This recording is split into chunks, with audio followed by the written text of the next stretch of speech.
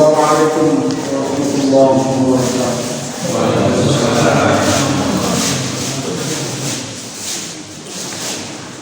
Alhamdulillahirabbil alamin.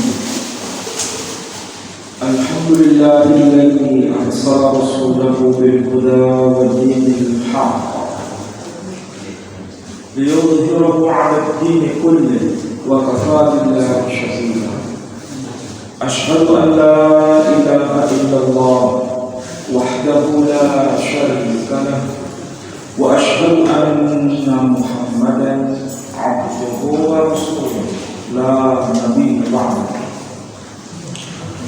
Qala Allah Ta'ala fil Qur'anil 'aziz, a'udzu billahi minasy syaithanir rajim. Bismillahirrahmanirrahim. Wa idh qulna lil malaikati isjudu li Adama fasajadu illa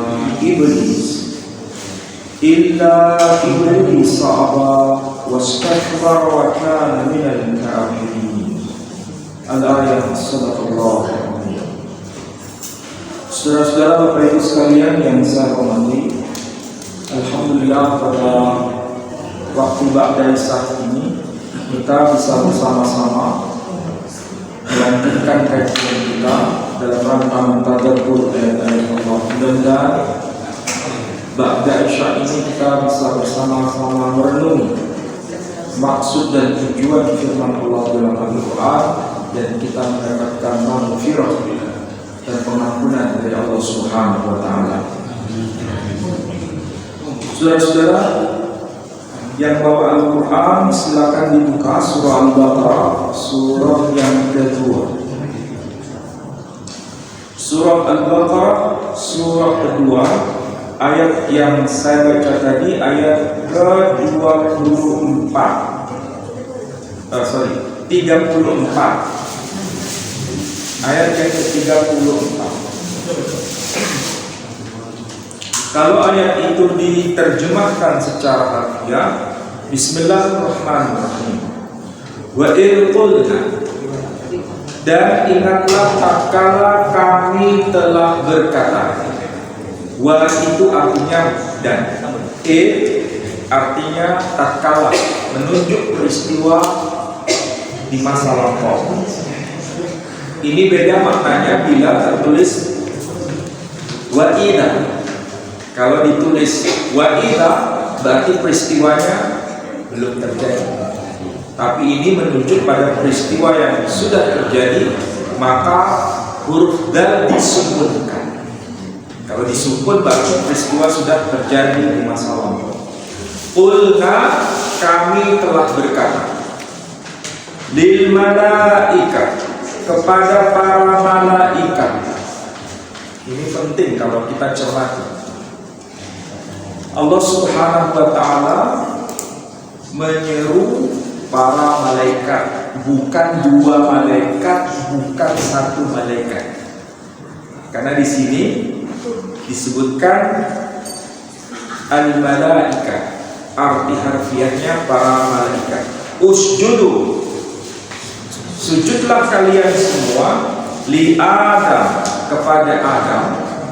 Fasajadu, maka semuanya sujud, illa, kecuali iblis aba wastakbar, kecuali sang pembangkang yang dia merasa sombong, wakana, dan adalah dia minal kafirin, di antara makhluk yang kafir. Dia salah satu di antara makhluk yang kafir. Ini arti-artinya. Bapak Ibu sekalian, kalau kita mempelajari kata demi kata di dalam Al-Quran, ini firman Allah Subhanahu wa Ta'ala berupa Quran itu pasti ada pesan tersembunyi. Kenapa kata yang dipakai bentuknya itu jamak? Kenapa bukan tunggal? Bukankah satu malaikat itu disebut malak, dua malaikat disebut malakaini? Makanya ada dalam ayat Quran, malakaini bibabila haruta wa marut. Dua malaikat di negeri Babel, yakni Harut dan Marut. Malakaini, dua malaikat. Di sini tidak disebut malakaini, tapi al-malaikah, para malaikat. Kenapa bentuknya jamak? Ternyata di dalam Al-Quran, al-malaikah arti harfiahnya para malaikat atau malaikat-malaikat, jumlahnya itu kalau dihitung ada 88 kali. Tidak kurang, tidak lebih. Kita kan sekarang ada itu alat canggih untuk menghitung cepat. Dan Al-Quran sudah bentuk digital sekarang.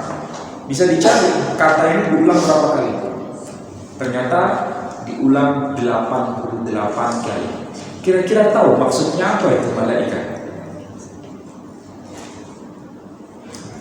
Quran sendiri yang nanti akan menjawab dalam bentuk pola simetris.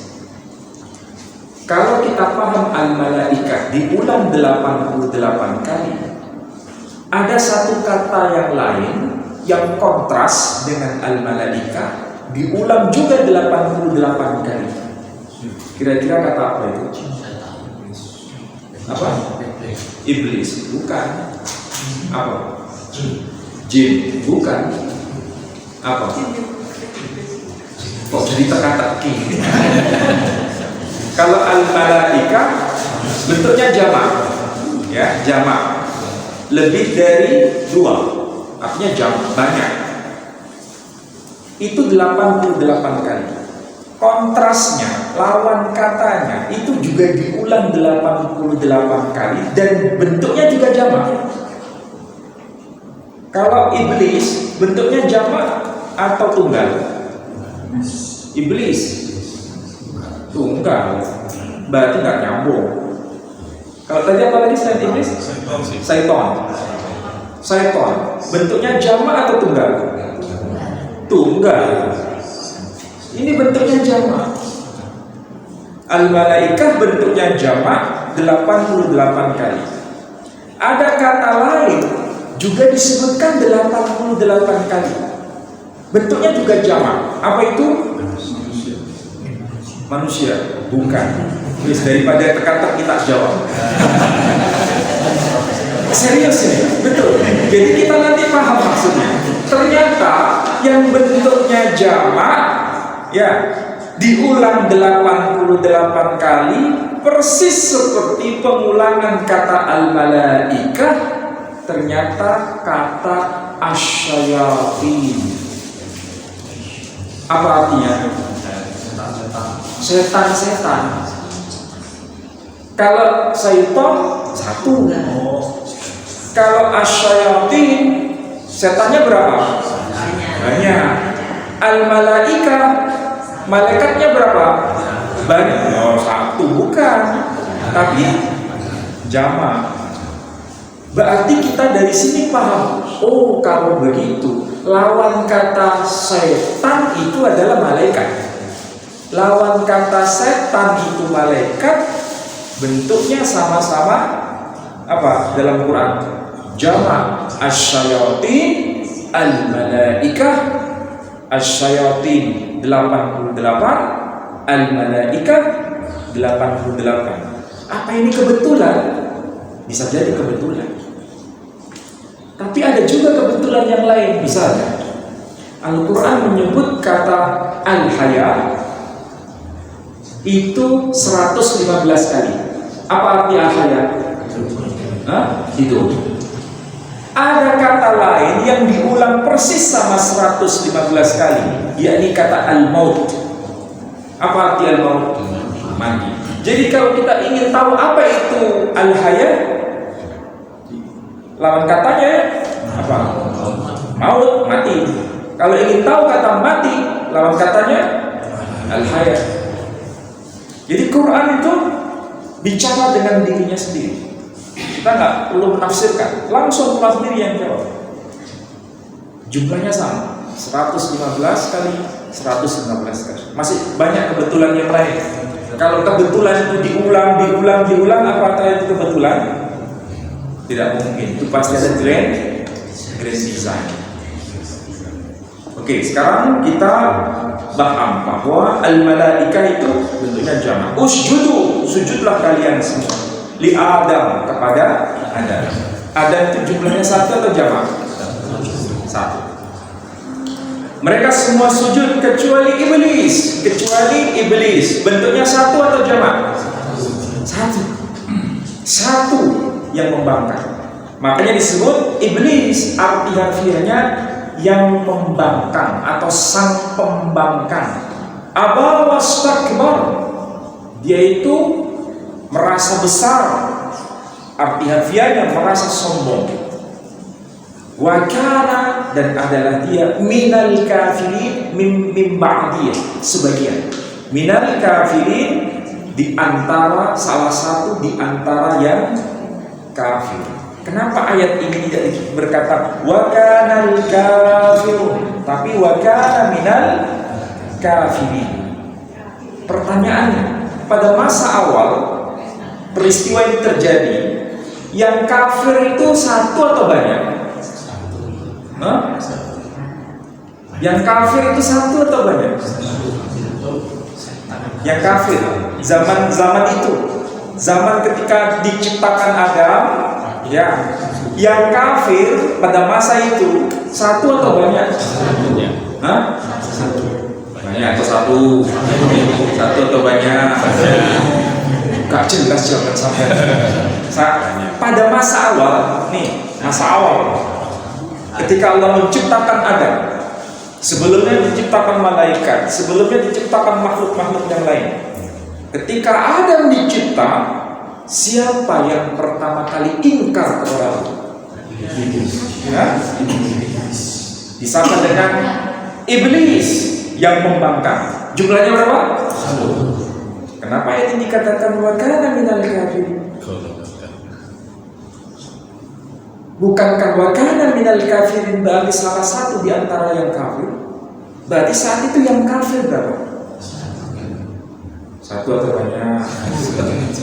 Sampai ragu-ragu. Saat itu yang kafir itu baru satu.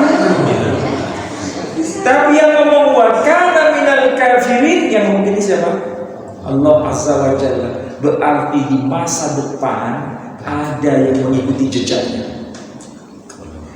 Di masa depan setelah ini peristiwa terjadi, ada di antara hamba-hamba Allah, ciptaan Allah yang mengikuti dia. Siapa hamba Allah, ciptaan Allah yang mengikuti dia?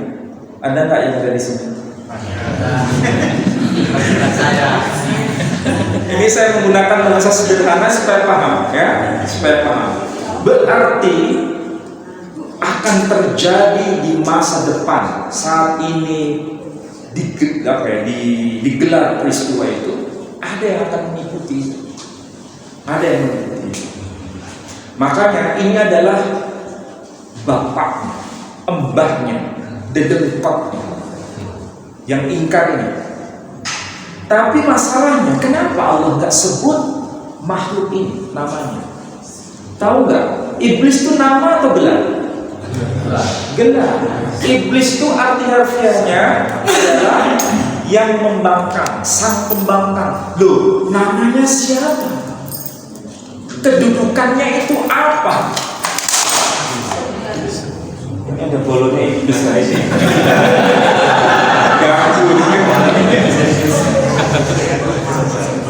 Gak, guyon aja supaya gak terkak. Sampai merinding gak nih?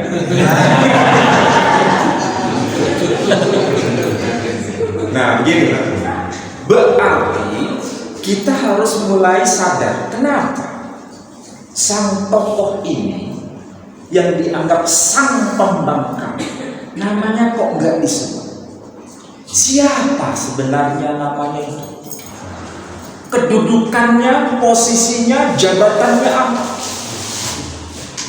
Dan adakah ayat Quran yang lain yang memisahkan kayak begini? Jawabannya ada. Teka-teki ini akan terjawab. Di mana itu? Surah Al-A'raf. Ayo, surah Al-A'raf itu surah keberapa? 7. Hah? Surah keberapa? 7. Lihat itu ayat yang ke-12.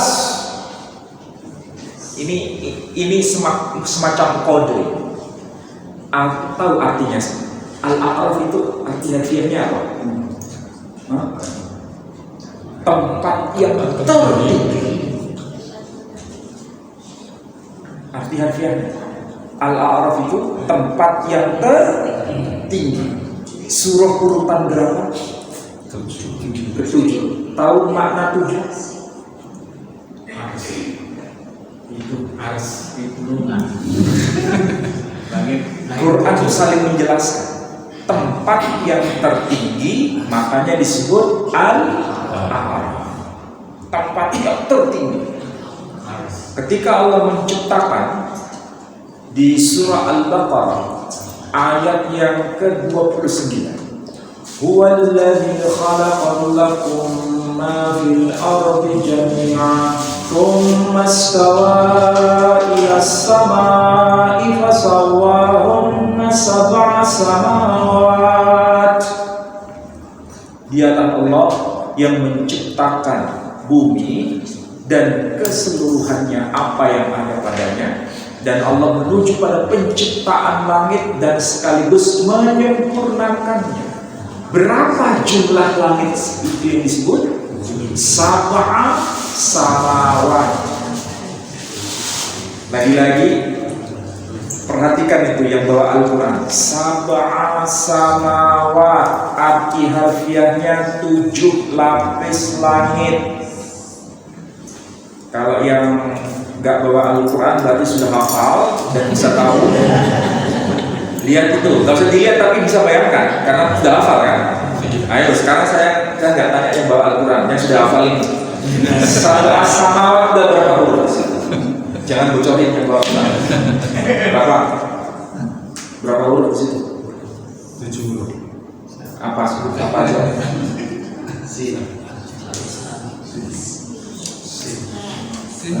Duh, katanya hafal. Dulu. Hah? Sab'a samawat. Apa?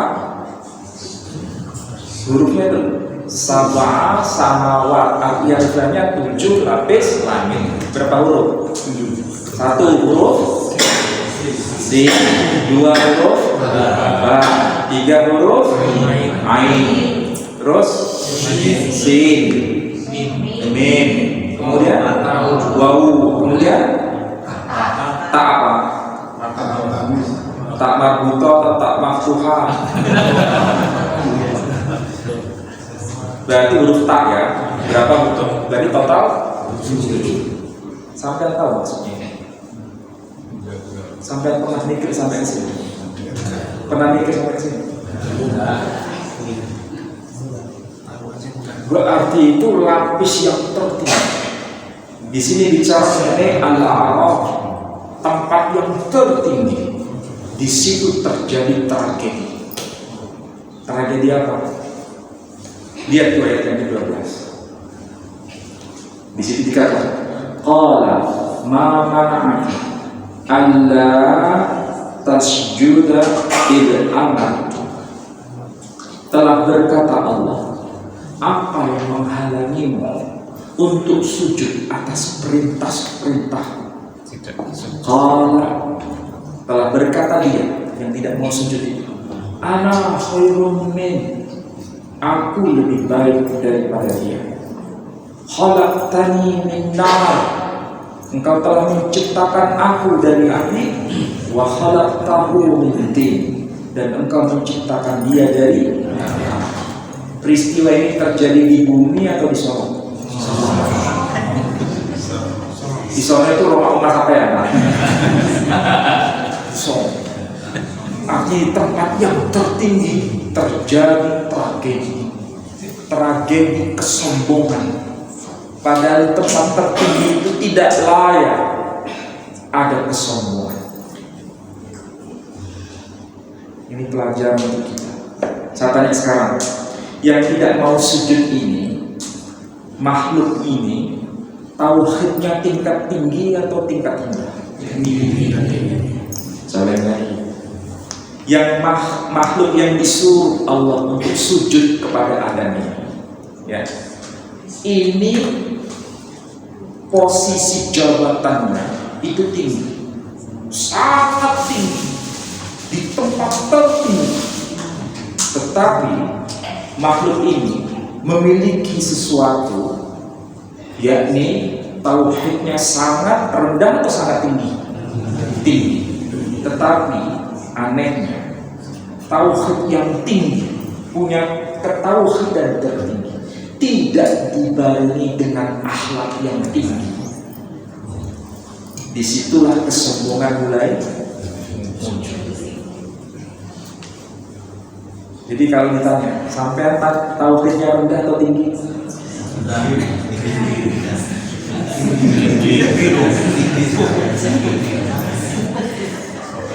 Kita berupaya untuk menggapai tauhid level tinggi, ya. Tapi hati-hati, kalau kita ingin menggapai makom tauhid tertinggi, jangan dicampuri dengan kesombongan. Ketika kita campuri dengan kesombongan, disitulah kita akan jatuh turun derajatnya serendahnya. Tidak ada makhluk yang tauhidnya kayak begini dikisahkan di dalam Al-Quran kecuali makhluk ini. Tetapi dia melakukan yang paling tidak berkenan di hadapan Allah, yaitu sombong. Sombongnya itu sederhana. Apa itu? Tidak mau sujud kepada Allah. Pertanyaannya sekarang, sujud kepada selain Allah itu sebetulnya layak atau tidak? Tidak layak. Berarti tauhidnya tinggi nggak itu? Tinggi. Tapi karena dia tidak mau taat perintah dalam rangka supaya dia paham hakikat dari ketauhidan itu ketaatan, maka yang memerintah ini bukan siapapun kecuali dia. Ternyata dia jatuh. Bahkan dia beralibi. Alibinya itu, argumentasinya itu masuk akal kan? Masuk akal. Ana khairun min. Aku ini ya Allah. Kalau bahasa kita ini, wahai Allah, aku mengakui Engkau itu Tuhanku. Aku bertauhid kepadamu. Kalau bahasa kita ini saya terjemahkan. Aku ini hamba ciptaanmu yang menciptakan engkau. Khalaqtani, engkau telah menciptakan aku. Ini kan bahasa tauhid. Tapi dibarengi dengan argumentasi, alibi untuk cari kebenaran. Ada nggak orang di sekitar kita yang mencari kebenaran ini? Sokongi. Kalau mencari kebenaran harus, tapi kalau mencari kebenaran itu yang nggak boleh. Ana khairun min, aku lebih baik daripada dia.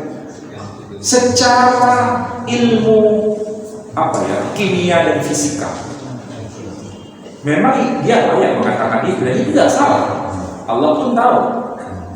Khalaqtani min nar wa khalaqtahu min tin. Engkau sendiri yang menciptakan aku dari api.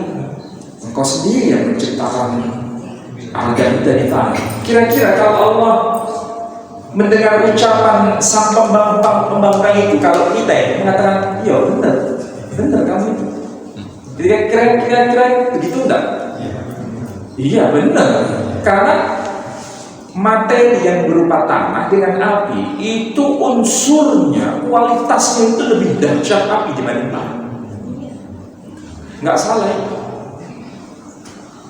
Makanya kalau kita belajar ilmu kimia dan fisika, kita akan lebih tahu unsur paling tinggi itu.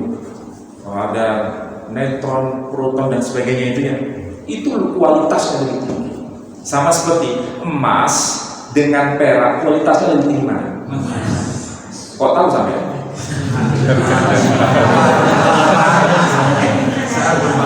Ini ilmu kimia. Ilmu kimia. Sampai dikasih emas atau dikasih tanah, pilih mana? Pilih emas atau tanah?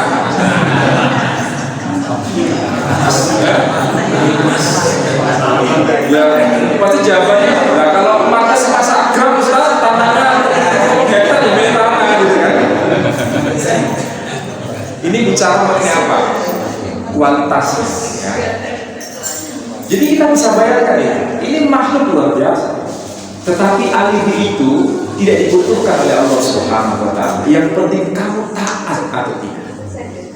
Masalahnya di sini, ada nggak penyebutan nama ini? Hah? Nggak ada kan? Nggak ada penyebutan nama. Nah sekarang kita penasaran siapa sih sebetulnya nama makhluk ini? Kok Quran sendiri nggak menyebut? Tetapi bahan dasar penciptaannya disebutkan dari api.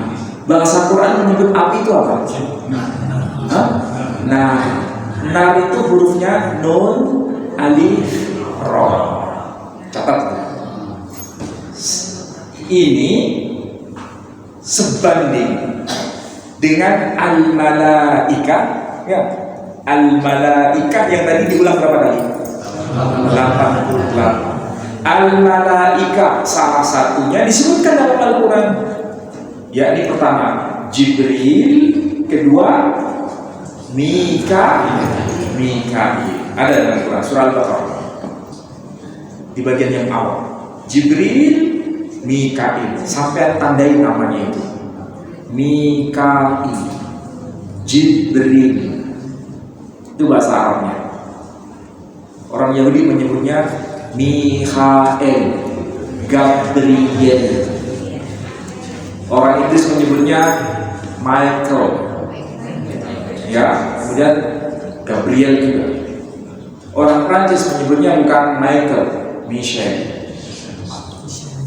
Dari nama itu sampai harus curiga. Jibril, Mikhail, Israfil,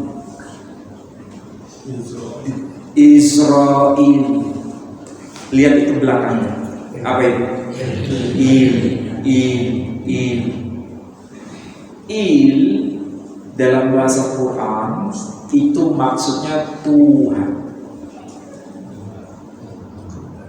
Makanya disebut Mikail, artinya mi siapa, ka engkau, il Tuhan, siapa engkau wahai Tuhan.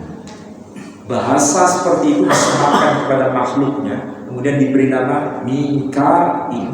Berarti ini tempatnya mulia, tinggi atau rendah? Tinggi.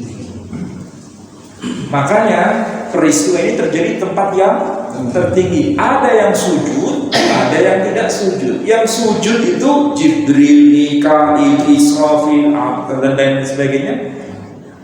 Ada nggak penyebutan dalam Al-Quran Jibril, Mikail, Israfil dan lain-lain diciptakan dari apa? Cahaya. Ya, ada nggak dalam Quran disebutkan? Nggak ada. Adanya dalam hadis. Memang betul diciptakan dari cahaya, tapi nggak disebutkan dalam Al-Quran itu Jibril diciptakan dari cahaya. Ada.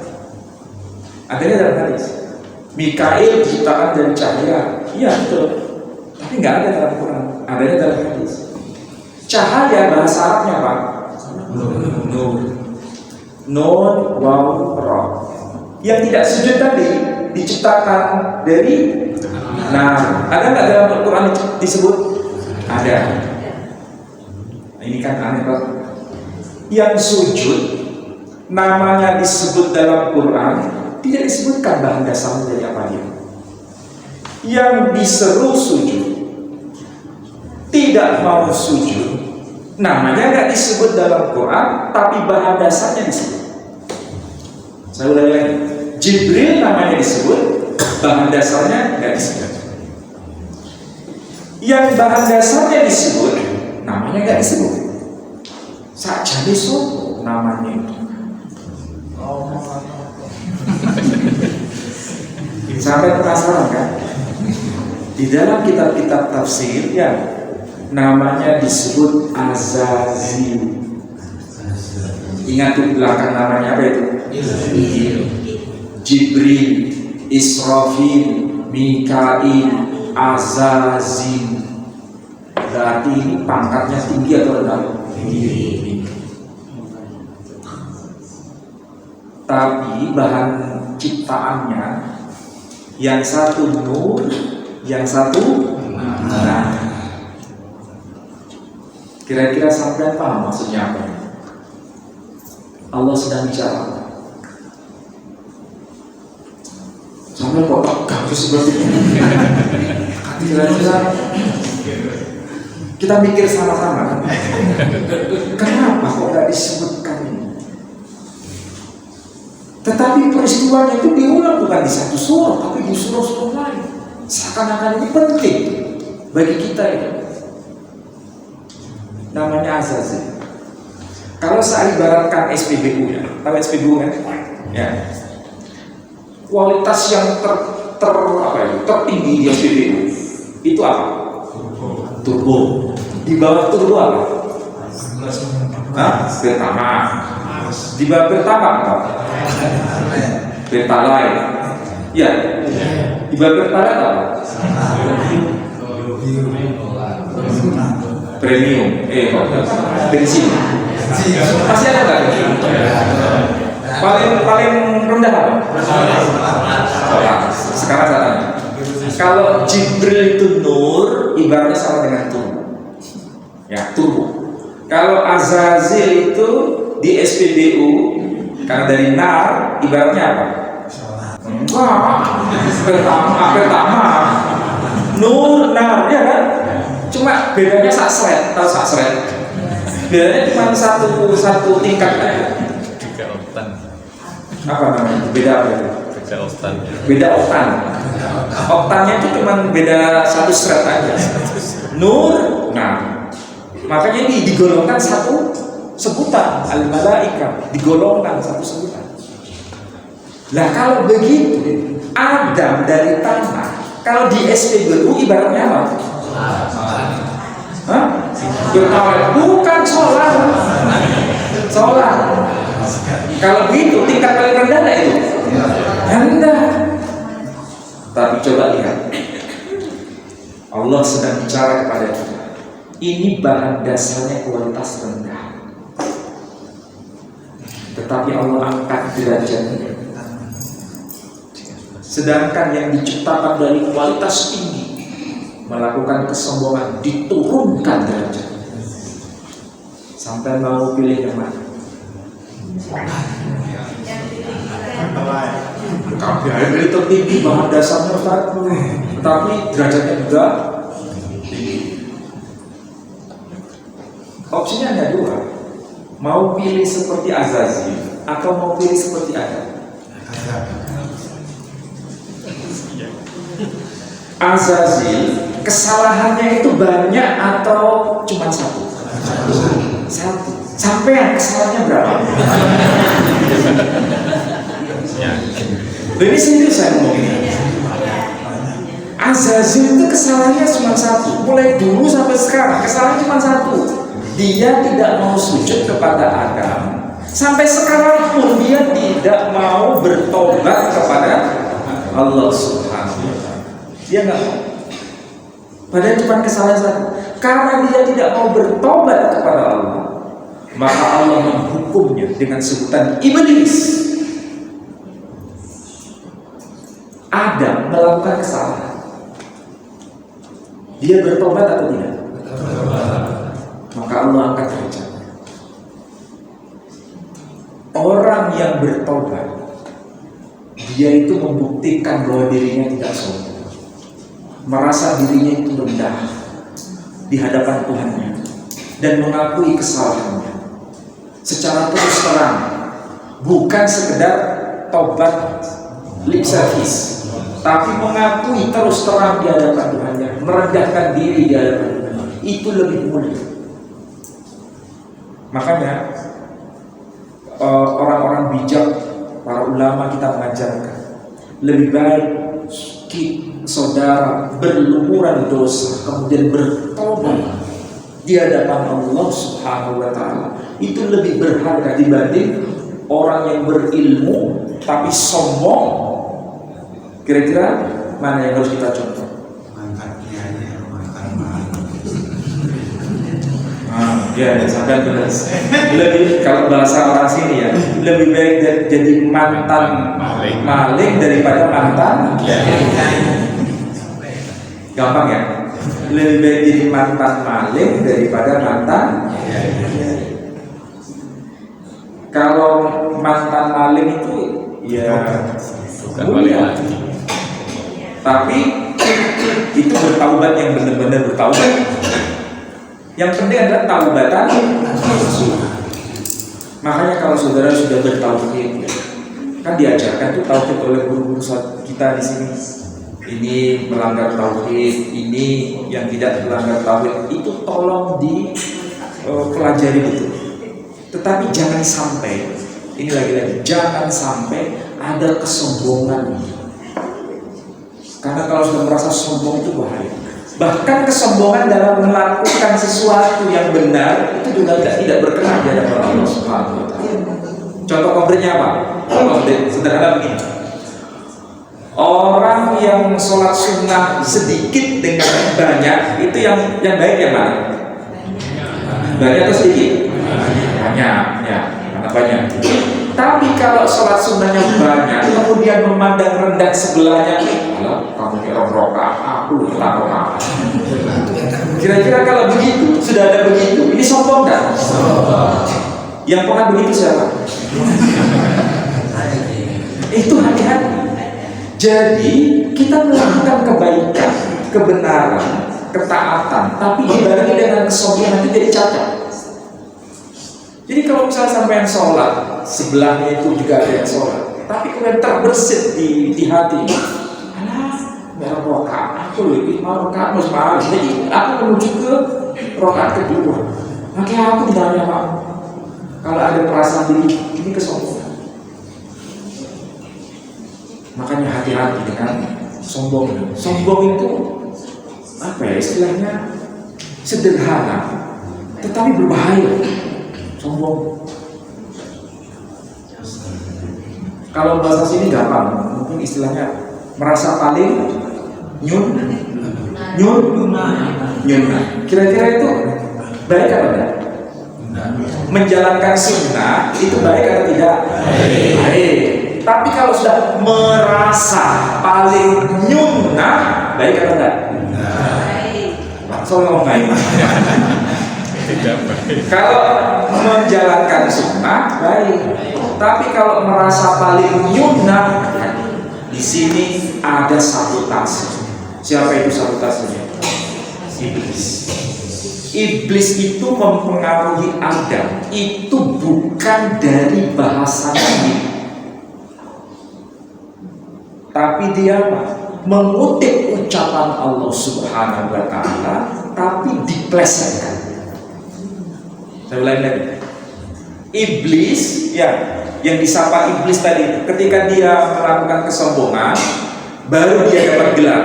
Apa itu? Iblis. Nama aslinya adalah Azazil. Kesalahannya cuma dirinya salah, cuma satu orang ini. Allah menyapa iblis. Allah nggak lebih-lebihkan. Kalau salahnya satu ya satu, nggak pernah dilipat gandakan.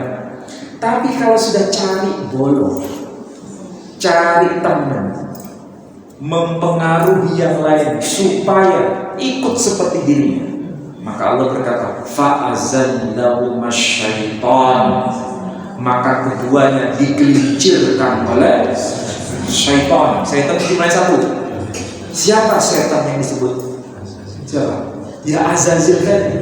Jadi kalau sudah cari pengaruh, kampanye terhadap yang lain, gampang. Maksudnya tahu kampanye? Kampanye itu apa tujuannya? Nyari bolong. Ya, provokasi. Nyari teman. Nah ini baru dibilari apa? Asyaitan. Nah, kalau udah begini, ini kesalahannya sudah berlipat ganda. Kalau kita nyari teman. Tapi untungnya yang mau dijadikan teman ini, yang sudah terlanjur ngikut tadi, tiba-tiba dia bertobat.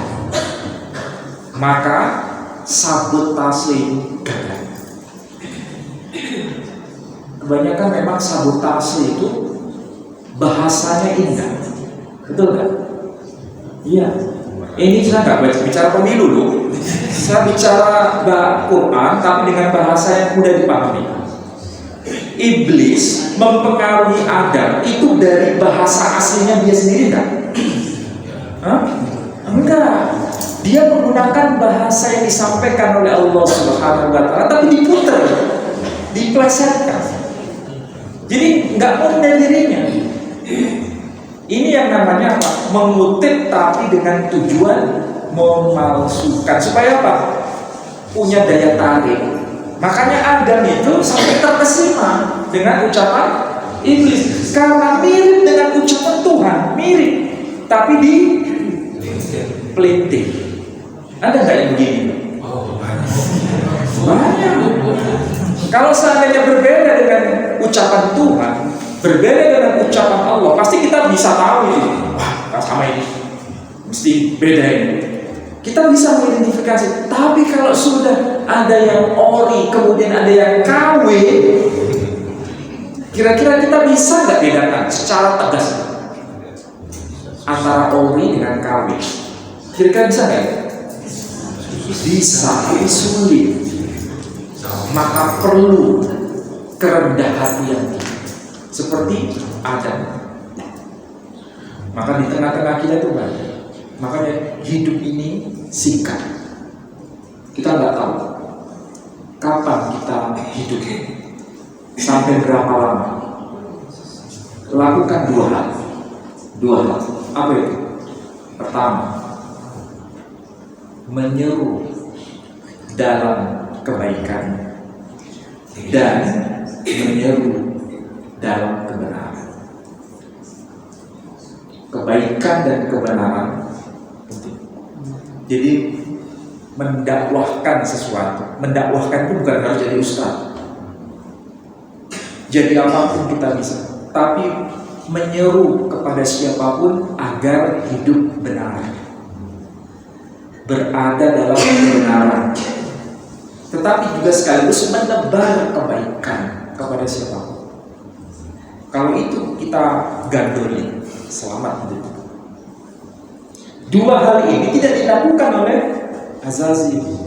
Dia tidak menyeru dalam kebenaran, tapi dia menyeru dalam kesesatan, kekafiran.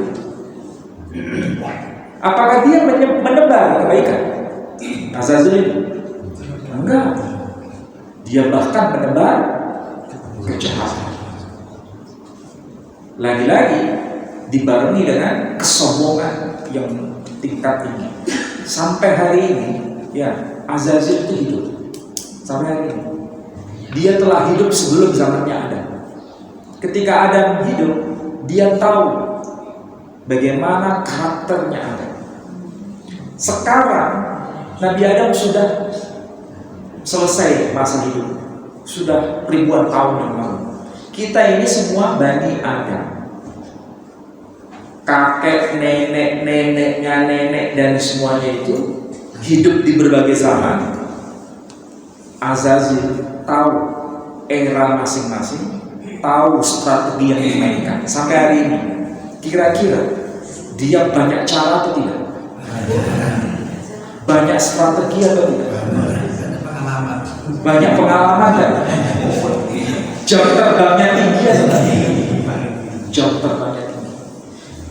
Kalau mempengaruhi siapapun hamba-hamba Allah Subhanahu wa Ta'ala, mulai dari kelas ulama tingkat tinggi sampai kelas bawah, kira-kira tahu nggak kelemahannya? Tahu. Makanya dia ini makhluk yang sangat berbahaya. Bukannya Allah salah menciptakan dia, bukan. Tetapi dia memilih untuk tidak taat kepada Allah. Itu yang tidak boleh kita contoh. Allah nggak pernah menciptakan kejelekan. Allah menciptakan selalu dalam kebaikan. Tetapi Allah juga memberikan pilihan kepada hambanya untuk memilih. Kita pun kan diberikan pilihan, toh. Mau pilih taat, monggo. Mau pilih tidak taat juga, monggo. Bahkan para nabi itu berada dalam ketaatan. Mereka semua memilih untuk taat kepada Tuhan. Jangan dibayangkan para nabi itu seperti wayang, kemudian pokoknya sesuai dengan dalamnya, bukan. Dia memilih untuk taat, yaitu pilihan para nabi. Kalau dia tidak taat, yaitu juga pilihan. Tapi para nabi selalu berada ingin dalam ketaatan. Kita pun juga bisa sama. Itulah para nabi diciptakan jenisnya kayak kita. Makanya mau ngaji, monggo. Nggak mengaji juga, monggo. Itu pilihan. Tapi awas, ketika sampai ngaji, jangan muncul kesombongan itu. Aku lah ngaji, aku nih gak ngaji. Aku ngaji. Nah, kesombongan itu. Kesombongan. Pokoknya jangan sampai beri peluang iblis dan pasukannya itu untuk menodai kita. Jangan beri kesempatan. Makanya selalu mengingat Allah itu penting. Karena di sekitar kita ini banyak. Kita ini tertipu dengan casing. Pakaiannya seperti ulama, ya kan? Ucapannya seperti ulama, tindakannya seperti ulama. Jeketek.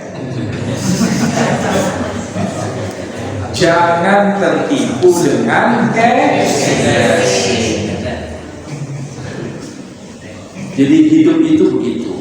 Nah, Bapak Ibu sekalian, karena Allah Subhanahu wa Ta'ala mengatakan kepada kita dengan peristiwa di awal zaman, tokohnya tidak disebut, tapi ini merupakan bukti bahwa Allah Subhanahu wa Ta'ala memberi pelajaran kepada kita agar kita ini jangan menjadi bagian dari wa kana minal kafirin.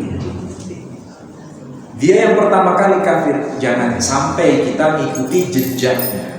Itu peringatan supaya kita menjadi hamba yang semakin baik. Dan yang terakhir, Bani Adam selalu berada dalam ancaman. Kita ini selalu berada dalam ancaman sampai pada masanya sebelum alam semesta ini digulung oleh Allah Subhanahu wa Ta'ala. Allah masih memberikan kesempatan untuk kita bertobat. Maka jangan sia-siakan hari demi hari. Ini pelajaran bagi saya pribadi. Ada sahabat dan sekaligus guru saya, profesor di Universitas Airlangga. Orangnya kalau menurut saya itu sangat baik, sangat baik. Dia dalam pengalaman hidup yang saya ketahui, dia tidak pernah menyakiti generasi seniornya atau generasi yang sama dengan dia. Bahasanya lembut, pokoknya perfect lah bagi saya. Meninggal. Tanda-tanda meninggal itu, ya memang beliau sakit. Tapi dia non-muslim. Ketika dia meninggal, tidak terasa berita itu terdengar dan dapat cerita itu, air mata saya menetes karena melihat kebaikan beliau. Coba kalau itu muslim kan lebih enak. Makanya sampai itu muslim, jangan arogan, tebarkan kebaikan. Karena itu akan menjadi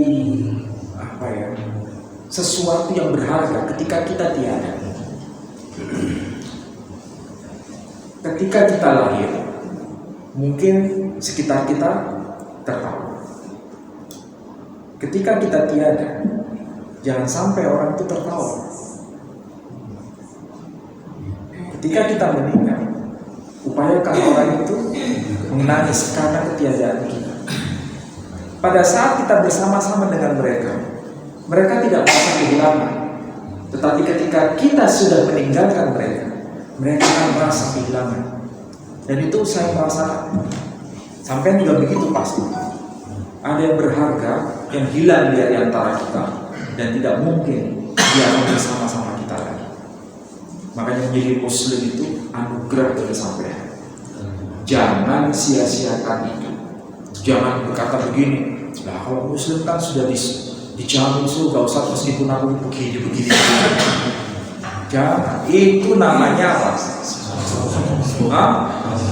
Sama dia kan jawab. Itu kesombongan. Itu kesombongan. Yang lebih lucu lagi, mempermainkan ayat-ayat Tuhan, ya persis kayak kelakuannya iblis. Contohnya apa? Persis kayak kelakuannya iblis. Kelakuan iblis itu apa tadi?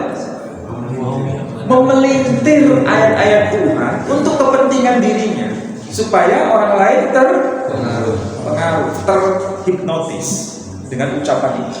Jadi ada sandaran. Kalau nggak ada sandaran nggak mungkin kita percaya. Contoh yang sekarang, apa itu? Yang mirip-mirip kayak ucapannya iblis. Apa itu? Umroh setiap tahun itu menghilangkan dosa benar. Ya, menghapus dosa enggak? Ya, ada hadisnya. Bidalil, dengan dalil, ada nggak? Dengan hadisnya? Ada itu sahih benar. Menghapus dosa antar umroh yang dia lakukan. Iya betul. Tapi dasar wataknya kayak iblis. Ya, dia korupsi 12 miliar. Umroh paling banter, paling larang berapa? 40, anggap aja 50 apa? 50 juta. Dia berpikir seperti iblis tadi. Sampai dia korupsinya 12 M. Ya, umroh paling mahal cuma 50 juta. Untung atau rugi? Untung atau rugi? Yang begini ini adalah watak karakter iblis, mempermainkan hukum Tuhan. Mungkin kita akan terkesima, aduh, bagus benar ini orang, setiap tahun umroh dosanya pasti hapus.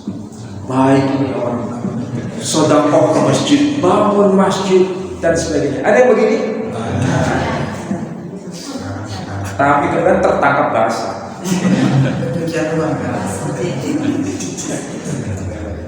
Jadi ada pengikutnya kayak begini tuh ada, mempermainkan hukum Tuhan tuh ada. Jangan sampai kita bagian dari itu. Lebih baik kita ini sederhana, istiqomah apa yang Allah hadiahkan untuk kita, tapi jalannya itu lurus. Jalannya itu lurus. Sebab kalau nggak lurus, nggak berkah itu. Saya kasih contoh. Saya itu nggak pernah merahasiakan uang yang saya punya di hadapan istri saya. Nggak pernah saya rahasiakan. Uang berapapun, istri saya tahu. Sampai begitu nggak?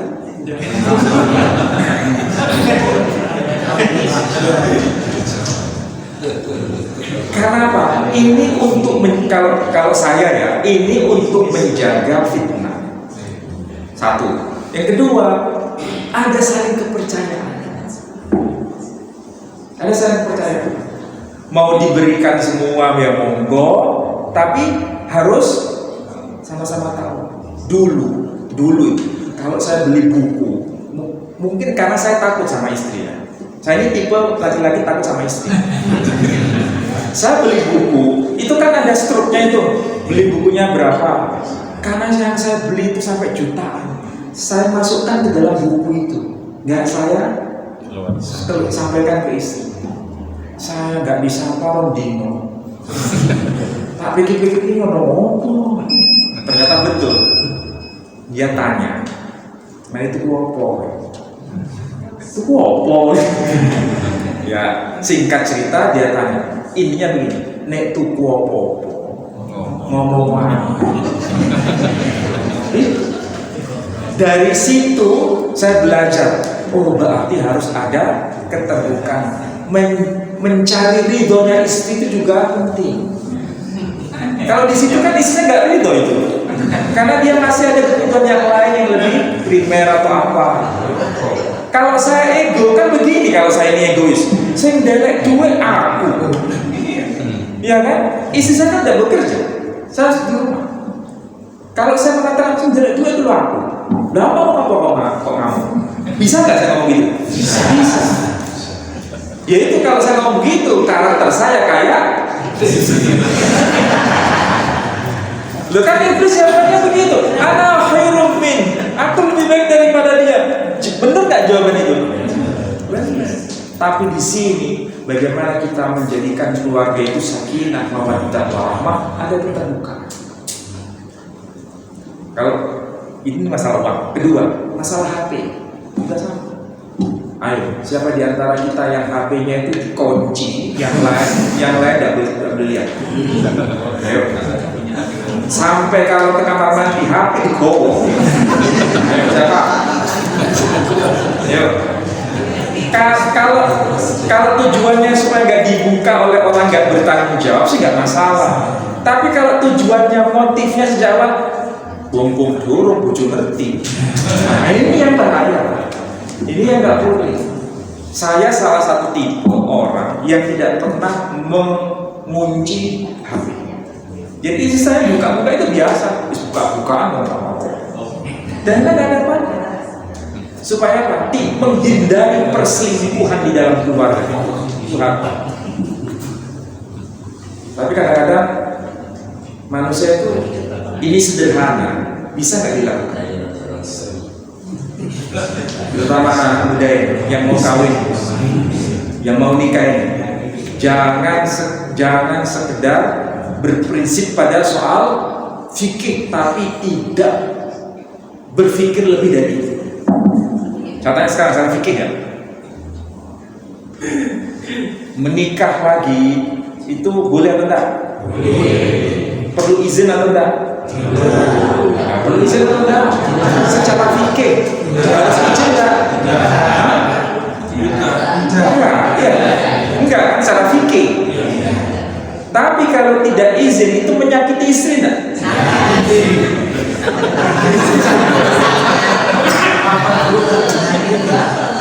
Biasanya di antara kita ini tidak ada hukumnya harus kasih tahu istri, karena secara fikih nggak diajarkan itu.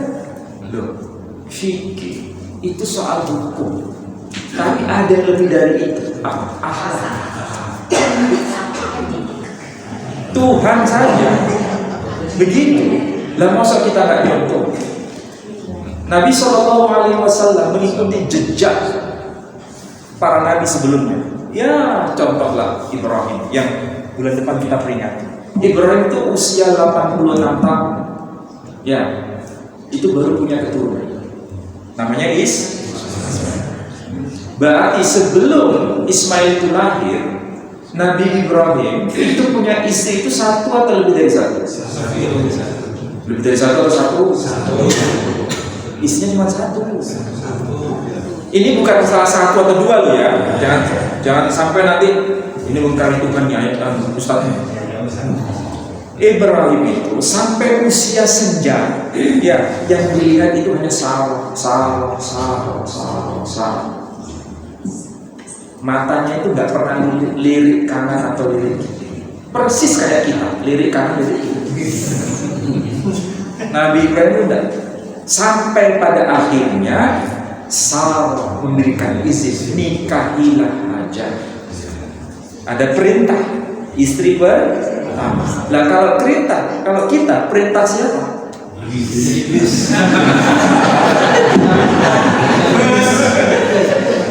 Ini beragama itu beragama secara cerdas, beragama yang Qur'ani, bukan sekedar pokoknya fikihnya boleh ya sudah. Nggak begitu beragama. Ya, sampai nanti pulang pasti nggak bisa gitu. Tapi inilah yang bisa saya sampaikan, mudah-mudahan manfaat bagi Bapak Ibu sekalian. Baik, ada yang mau tanya? Jangan tanya, boleh naik lagi atau tidak ya? Berarti dapat saya simpulkan bahwa asasin itu adalah karena tidak taat atas perintah Allah. Taat kata kuncinya. Sekarang ini kalau kita dalam kehidupan semuanya itu akan menuju surga kalau seorang itu taat kepada Allah, seorang istri taat kepada suaminya, seorang anak taat kepada kedua orang tuanya. Terkait dengan seorang istri yang taat kepada suaminya, berarti kalau seorang istri mungkin tidak sama dengan pendapat suaminya, maka yang diambil jalan tengahnya adalah akhlak. Jadi kata kunci selain taat ini juga ada akhlak. Maksud saya berarti seorang suami menurut saya tidak harus taat kepada istri, karena kata kuncinya memang ketika seorang itu diijab kabulkan oleh kedua orang tuanya, maka berpindahlah tanggung jawab istri itu di pundak suaminya, dan nanti akan dimintai tanggung jawab terhadap istri dan anak. Menurut saya kalau suami itu tidak harus taat kepada istri, tapi berakhlak dengan baik kepada istri. Yang taat itu harus istri kepada suami. Begitu. Ini pertanyaan tika-tiki. Sampai saya bingung. Tapi clue-nya begini. Suami istri, ya, yang kita inginkan itu rumah tangga sakinah, mawaddah, warahmah. Paling utama suami istri itu komunikasi. Paling utama. Kalau terjadi deadlock komunikasi, maka akan terjadi masalah-masalah. Begitu juga dengan anak. Orang tua nggak ada komunikasi dengan anak, keluarga itu jadi rusak. Jadi intinya keluarga itu komunikasi. Komunikasi itu bisa ditempuh dengan berbagai cara. Misalnya makan bersama di satu meja sambil ngobrol apa yang sudah dilakukan saat ini, anak-anak bagaimana. Cuma masalahnya kita dalam rumah tangga itu sing bapake mangan nenggone ruang tamu atau ning warung, ibunya di dapur, anaknya di kamar masing-masing. Ketemu enggak? Enggak ketemu. Ada komunikasi enggak? Nah. Yang kedua, contoh kedua, satu tempat sofa, laki perempuan, suami istri duduk bersama-sama, ya, dipisahkan hanya dengan sehelai kain, duduk sama-sama ini. Yang satu komunikasi dengan gadget masing-masing. Enggak, itu terjadi enggak sekarang? Ini akibatnya rumah tangga jadi masalah. Untuk jawab pertanyaan tadi, memang yang paling penting adalah cara berakhlak baik kepada suami maupun kepada istri. Jangan hanya berpatokan pada hukum semata-mata. Karena hukum itu level yang rendah sebetulnya. Yang lebih tinggi dari itu adalah akhlak. Maksudnya gimana? Begini, saya contoh. Sebelum menjawab pertanyaan tadi, Allah sendiri kasih contoh. Orang yang membunuh secara hukum itu diapain? Kisos. Berarti dibunuh balik, ya kan? Itu adil enggak? Adil. Itu adil. Tetapi Allah nggak bicara hukum berhenti di situ. Allah mengatakan apa? Jika kamu memaafkan, itu lebih baik. Artinya apa? Hukum itu di bawah akhlak, bukan di atasnya akhlak. Dari situ kita bisa paham. Contoh kasus, ini akhlaknya Allah kayak begitu ya. Fotokopinya dari akhlaknya Allah. Saya udah jelaskan nggak ya di sini soal Yusuf itu? Belum ya? Oh belum kan? Satu saat dibahas. Yusuf itu dia mengalami kezaliman dari saudara-saudaranya enggak? Iya. Kalau seandainya Yusuf menghukum saudara-saudaranya, itu adil enggak? Tapi yang dilakukan Yusuf, dia menghukum saudara-saudaranya? Dia ngapain? Dia maafkan. Ibaratnya akhlaknya Allah itu betul-betul terlihat secara kasat mata dalam dirinya Yusuf. Sudahkah kita menjadi Yusuf di masa sekarang? Insya Allah Jawa. Nah, jadi yang penting adalah berakhlak kepada suami, berakhlak kepada istri, dan berakhlak kepada anak-anak kita. Iya. Contoh konkret aja begini, contoh konkret ini langsung. Anak saya yang perempuan itu baru kelas 2. Itu kalau tanya itu, detail lah. Ini. Kadang-kadang saya sebagai seorang bapak itu merasa terganggu. Ibaratnya kalau bahasa saya ini, mari itu ada. Tapi saya harus hancurkan ego saya itu. Saya posisinya bukan sebagai penguasa anak saya, tapi saya posisinya sebagai teman curhat anak saya. Saya harus berperang dengan ego saya sendiri.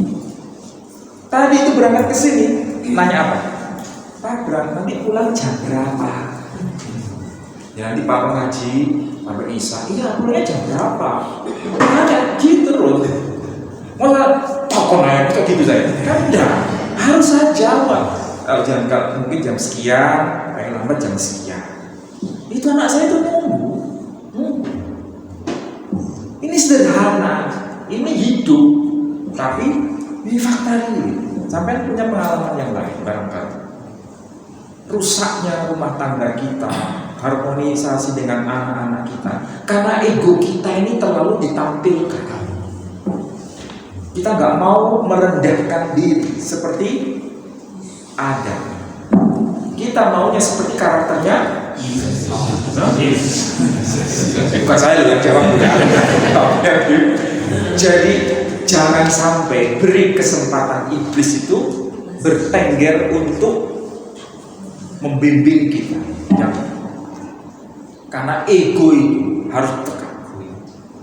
Ego itu harus dimanage, jangan sampai terlalu mengedepan. Karena itu akan merusak dalam segala. Ya, saya kasih contoh kayak begitu supaya dipahami. Intinya ya begitu.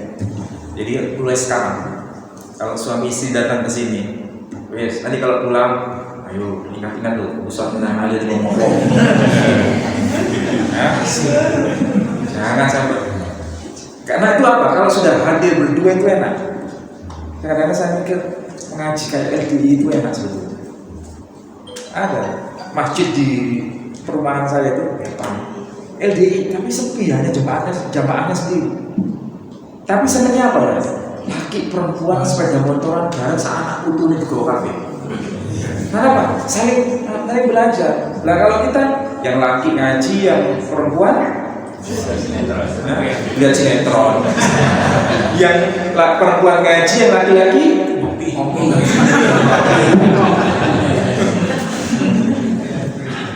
Ya, itu. Mudah-mudahan yang saya sampaikan bermanfaat. Saya mohon maaf kalau ada kata-kata yang tidak berkenan. Saya tutup dengan doa penutup majelis. Wassalamualaikum warahmatullahi wabarakatuh.